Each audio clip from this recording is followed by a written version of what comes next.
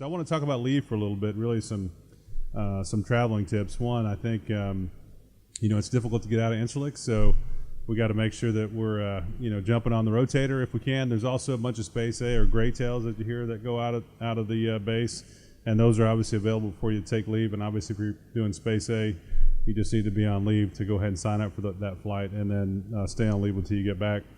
And then I also tell you, make sure you kind of plan that thing out so that you're not left out somewhere and not able to get back. And that's the risk sometimes with Space A, is that you get to where you want to go, and then you're sitting there, and then you're like, man, I got to get back to work, and then there's like nobody picking you up. And so you just got to be ready to have a plan to get back, and it may actually cost you more money in the end to buy that commercial ticket, short notice. So just be ready for that, so that'll be a smooth leave for you.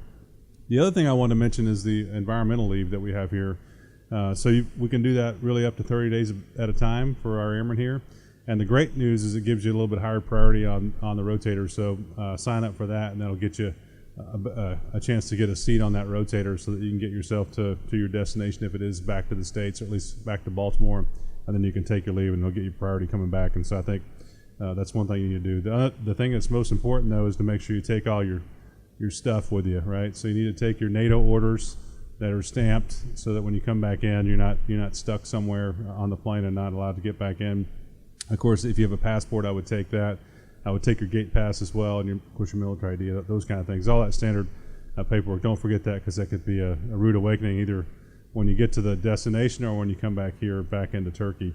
And then I think the other thing, the Space A is important, is so if you can't get that rotator piece or it doesn't sync up with what you want to do, please call the PAX terminal, the Air Mobility Terminal over there. They've got schedules and flights, and they give you some options. They have an idea of the seats that are available for you, and then they can also provide you any travel restrictions and whatever you need documentation-wise. And then again, of course, they can give you the schedules. And then you can also look up on the Commander's Channel. We talk about the seats as well. And then you can look at PA. They talk about in the daily announcements when they come out at 1500. You can take a look at those. So Space A, if you can make that work, is a good way and to get out of here.